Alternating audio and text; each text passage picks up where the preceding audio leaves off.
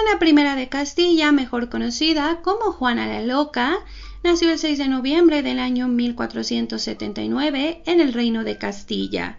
Fue la tercera hija de Isabel I de Castilla y Fernando II de Aragón, mejor conocidos como los Reyes Católicos, cuya unión junto con la conquista de Granada en el año 1492 contribuyó a la formación de España como se le conoce actualmente.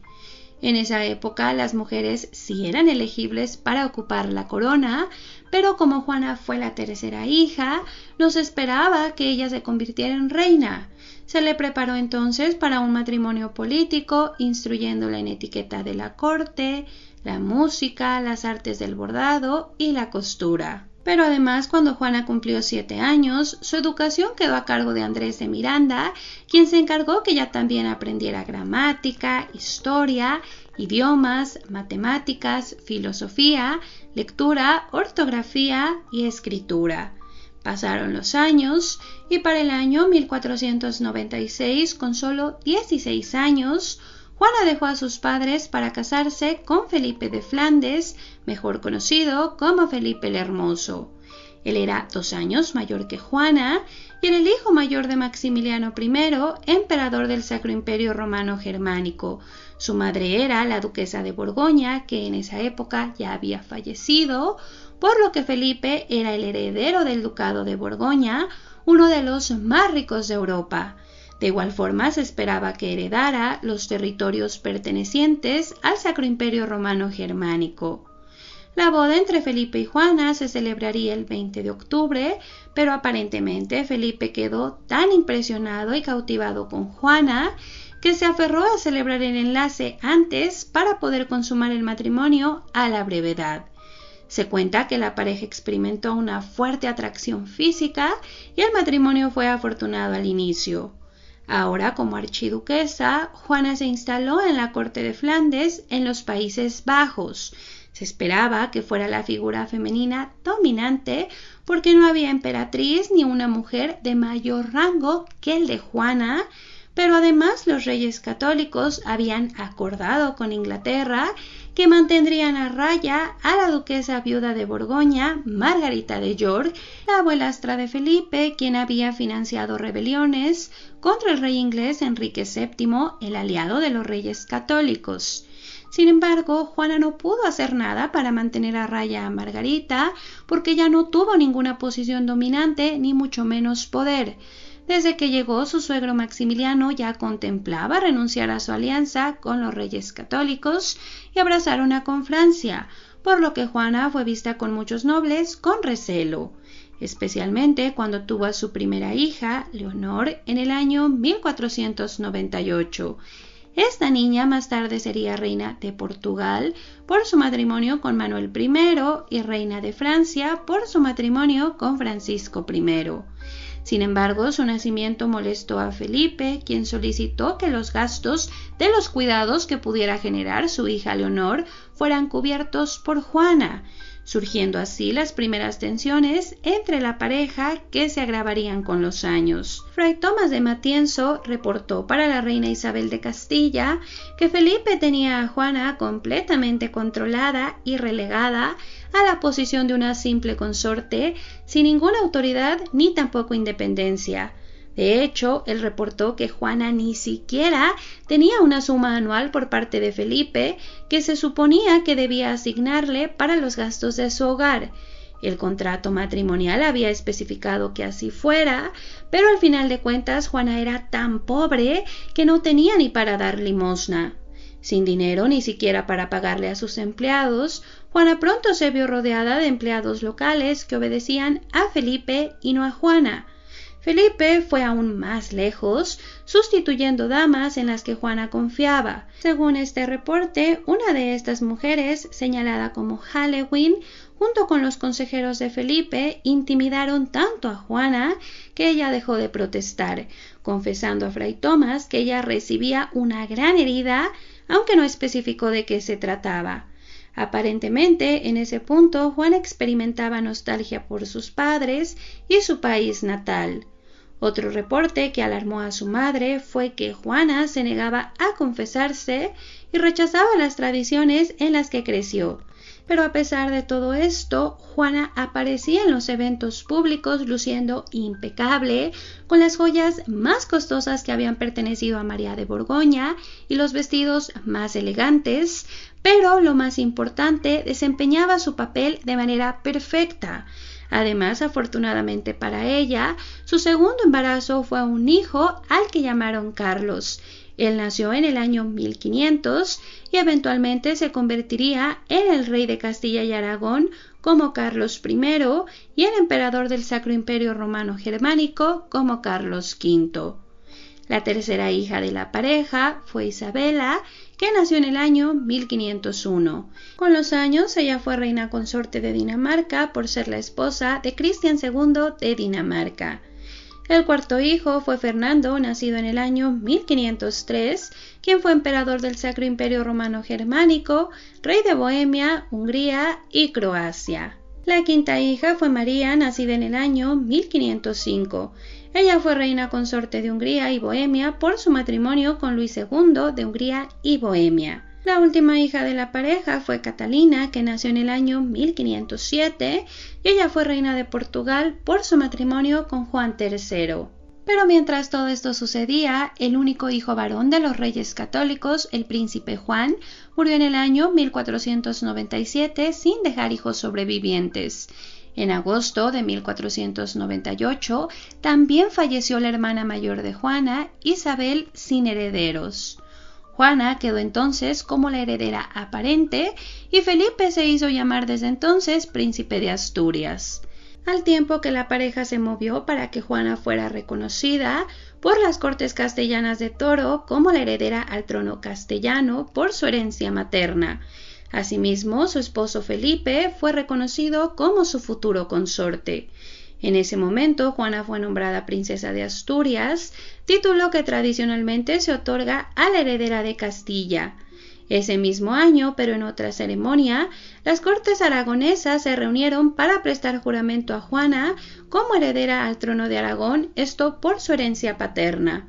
En ese momento, la reina Isabel solicitó que la pareja se quedara para que Juana aprendiera a gobernar. Sin embargo, una vez concluyeron los juramentos, Felipe partió de inmediato, dejando a Juana embarazada de su hijo Fernando. Cuando Juana dio a luz, decidió dejarlo al cuidado de la reina Isabel, mientras que ella se preparó para reunirse con su esposo Felipe.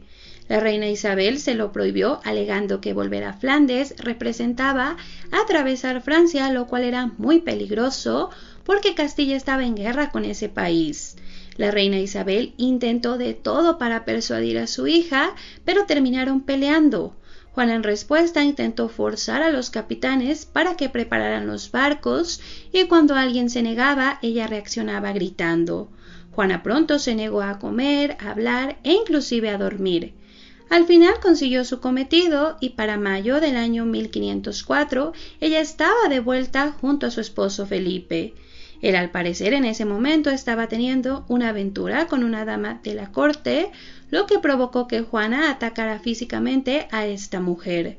Además de este episodio, se comentó que la pareja peleaba tanto que Juana era comúnmente encerrada en su recámara y se especuló que las discusiones de la pareja terminaban en golpes. Como parte de los conflictos, muchas damas de Juana fueron despedidas y Felipe se encargó de hablar del comportamiento de su esposa, de modo que su fama como una mujer desequilibrada se extendió por Europa.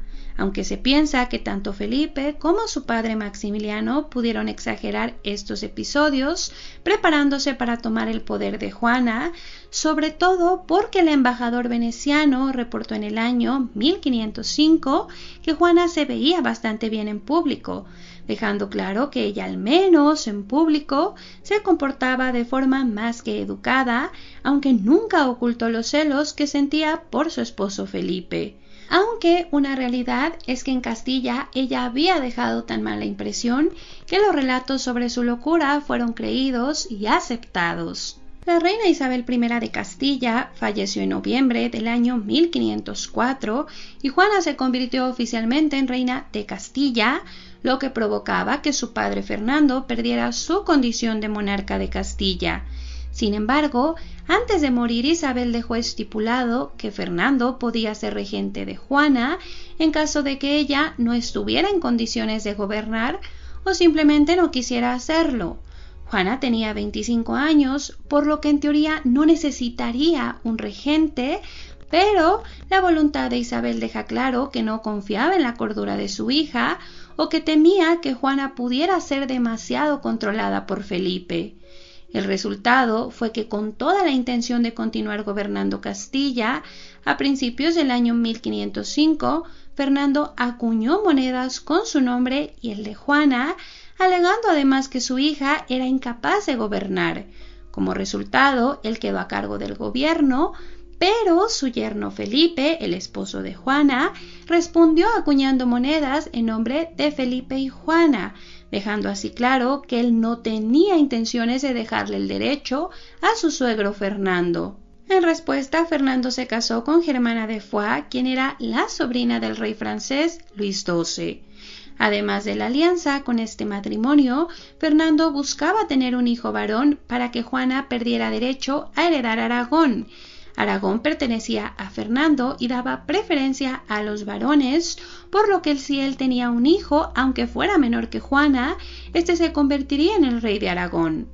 Para el año 1506, Juana y Felipe llegaron a Castilla, luego de haber tenido una serie de contratiempos, lo que dio espacio para que Castilla se colocara al borde de la guerra civil, sobre todo porque una parte de la nobleza no quería que Fernando gobernara y consideraban mejor opción a Felipe o a Juana, aunque al final de cuentas Fernando sí tenía una base de apoyo muy sólida en la región. En ese momento surgieron muchos conflictos porque, según un embajador que pudo conversar brevemente con Juana, Felipe buscaba sembrar conflicto entre Juana y su padre Fernando. Pero antes de que se diera cualquier conflicto armado, Fernando decidió entregar el gobierno de Castilla a su hija, aunque no sin antes firmar un acuerdo secreto con su yerno Felipe, declarando que Juana no estaba en condiciones de reinar y que ellos tomarían el control del poder.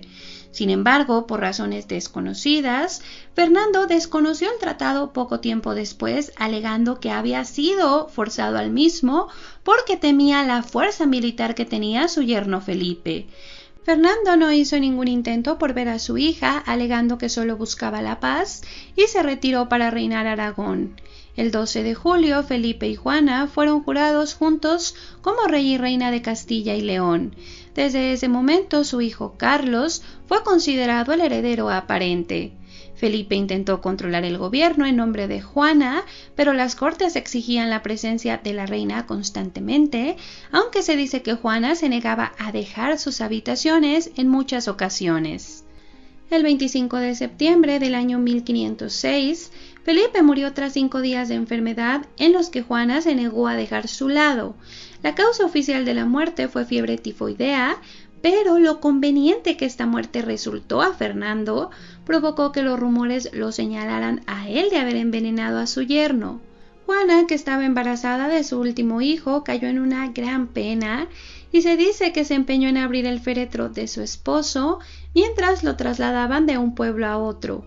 Cierto o no, la verdad es que un mes después, Juana canceló los puestos que Felipe había entregado a sus seguidores, pero otros asuntos los dejó sin resolver, y aunque el presidente del Consejo de Castilla intentó ver a la reina para resolver problemas urgentes en el reino, Juana le dijo que volviera más tarde. Otros miembros del consejo se presentaron de nuevo, pero tampoco tuvieron éxito. Con la noticia de que Juana estaba completamente loca y obsesionada con el cuerpo de su esposo, Castilla no tardó en hundirse en el caos político de los diferentes grupos que buscaron tomar el poder.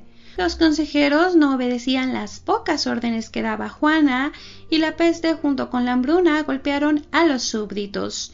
Fernando permaneció en Aragón al tiempo que la crisis se volvía insostenible, hasta que Fernando regresó a Castilla en julio del año 1507, momento para el cual la plaga ya estaba pasando y Fernando llegó a poner la crisis bajo control. El 17 de agosto del año 1507, 3 miembros del Consejo Real fueron convocados, supuestamente porque Juana quería ceder voluntariamente el poder a su padre. Sin embargo, también se alega que Juana se negaba a firmar las instrucciones porque ella no quería rendir sus propios poderes reales. Además, en ese momento, Juana recibió una propuesta de matrimonio del rey inglés Enrique VII, quien la conoció brevemente cuando Juana y Felipe pasaron unas semanas en Inglaterra, esto a inicios del año 1505. El rey inglés aseguró que él no vio nada de locura en Juana y se dijo que había quedado tan cautivado por su belleza que quería hacerla su esposa, aunque también él tenía motivos políticos, porque también le interesaba reinar sobre Castilla. Sin embargo, los planes de matrimonio no se materializaron y al final Juana fue hecha a un lado y su padre comenzó a ejercer el control en su nombre, alegando que Juana no podía superar la muerte de Felipe. Pronto Fernando fue nombrado administrador del reino por las Cortes de Castilla y confió el gobierno principalmente al arzobispo Cisneros. Hizo confinar a Juana en el Palacio Real de Tordesillas, en Castilla, permitiéndole estar acompañada de su hija menor, la joven infanta Catalina. Fernando II murió en el año 1516 y no sobrevivieron hijos de su segundo matrimonio, lo que significó que los reinos de Castilla y Aragón, al igual que sus coronas y territorios asociados, pasarían en su totalidad a Juana, es decir, que fueron heredados por su hijo Carlos, quien había sido criado en Flandes por su tía paterna. Carlos, además, también heredaría 3 años después los territorios de su abuelo Maximiliano, convirtiéndose así en rey de España y emperador del Imperio Romano Germánico, aunque eventualmente abdicaría como emperador en favor de su hermano Fernando. Mientras tanto, Juana continuó recluida y aunque se esperaba que tuviera todas las comodidades, su primer guardián, Luis Ferrer, fue destituido en el año 1516 por el cardenal Cisneros, esto debido a que se detectaron maltratos hacia la reina. Pronto se cambió la administración, esperando así que los maltratos terminaran, pero no fue el caso. El segundo encargado, el marqués de Denia, reportó que aunque Juana deseaba salir constantemente a lugares cercanos, él no se lo permitía a pesar de que ella hiciera todo tipo de rabietas. También se reportó que Juana continuaba con su escepticismo religioso a pesar de estar rodeada de religiosas, por lo que según algunas cartas se le aplicó un castigo conocido como la cuerda, el cual consiste en dejarla suspendida de una cuerda con pesos atados a los pies, pero se desconoce en qué momento de su vida se le aplicó este castigo y cuántas veces recurrieron a él si es que realmente se hizo. También se habló de otras medidas para evitar que la reina muriera de hambre, porque aparentemente Juana se negaba a comer, pero no se especifican qué medidas disciplinarias se utilizaron. En el año 1517, Carlos, de 17 años, se reunió con su madre Juana en Tordesillas. El motivo oficial era ver el bienestar de su madre, aunque el resultado fue que Carlos obtuvo la autorización necesaria para poder gobernar. Él no había sido criado por su madre y de hecho apenas la conocía, así que no tenían una relación cercana.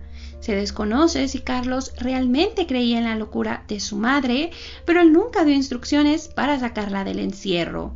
En el año 1520 se suscitó la llamada revuelta de los comuneros, que exigió que Castilla se gobernara de acuerdo con las prácticas de los reyes católicos, quejándose de que su monarca, Carlos, favorecía a los intereses extranjeros porque él mismo era un extranjero. Él era un Habsburgo, nacido y criado fuera de territorio castellano, y al igual que sus colaboradores, no gozaban del apoyo popular. Por esta razón, los comuneros buscaron a Juana y cuando los rebeldes invadieron la ciudad, ella terminó escuchando las peticiones que se presentaron en una serie de reuniones. Básicamente se le informó a Juana la queja general que tenía la población y muchas otras cosas del gobierno que ella desconocía en su totalidad. Expresó su pesar porque la gente se sintiera ofendida, pero se negó totalmente a firmar cualquier documento que le pusieron enfrente. Con esto les negó su respaldo, pero no rechazó el movimiento como tal, sino que alegó estar enferma o decía que tenía que hablar con su consejo. Juana estuvo cerca de 3 meses bajo el control de los comuneros, quienes alegaron más tarde que Juana estaba completamente sana y que se comportaba con la gracia que había caracterizado a su madre Isabel la Católica. Cabe aclarar que los comuneros utilizaron este argumento para reforzar su lucha, exponiendo que Carlos estaba usurpando un lugar que no le correspondía. Aunque se desconoce el verdadero estado mental que tenía Juana. Una realidad es que en algún momento los comuneros le plantearon sacarla de la ciudad, pero no está claro si buscaban instalarla en el trono o utilizarla para gobernar a través de ella. Los planes se vinieron abajo porque Juana ordenó abrir las puertas de la ciudad para el ejército enviado por Carlos, que llegó a restaurar el orden en la ciudad. Con esto quedó claro que el apoyo de Juana no estaba con los comuneros y al final el movimiento no tuvo éxito. Desde entonces Juana continuó encerrada y con los años su condición se degeneró considerablemente. Al parecer se convenció de que algunas de las monjas que la cuidaban querían matarla y atacó a algunas mujeres que le servían, aunque se desconoce si sus sospechas de asesinato alguna vez tuvieron base. De igual forma, Juana se volvió cada vez más paranoica, temiendo que retiraran a su hija Catalina de su lado. Catalina, por su parte, escribió en diferentes ocasiones a su hermano Carlos, solicitándole su intervención porque el marqués, que estaba a cargo de Juana, y su esposa no permitían que Juana dejara su habitación, y de igual forma reportó que ellos retiraron vestidos y otros objetos. El marqués no fue removido, de hecho permaneció en el cargo hasta su muerte, y Catalina abandonó el encierro casándose en el año 1525 con el rey Juan III de Portugal. Se informó desde entonces que los últimos años de Juana fueron muy complicados porque ella no quería comer y tenía dificultades para dormir. Sin embargo, recibía visitas esporádicas de sus hijas y también de sus nietos, incluyendo una visita de su nieto, el futuro heredero Felipe, quien solicitó su bendición poco antes de casarse en el año 1543. Se reportó que hasta sus últimos días Juana se negó a confesarse y no asistió a misa con frecuencia. Juana tenía dificultad para moverse durante sus últimos años de vida y su salud estaba muy deteriorada. Murió el 12 de abril del año 1555 a los 75 años en el Palacio Real de Tordesillas. Actualmente está sepultada en la Capilla Real de Granada.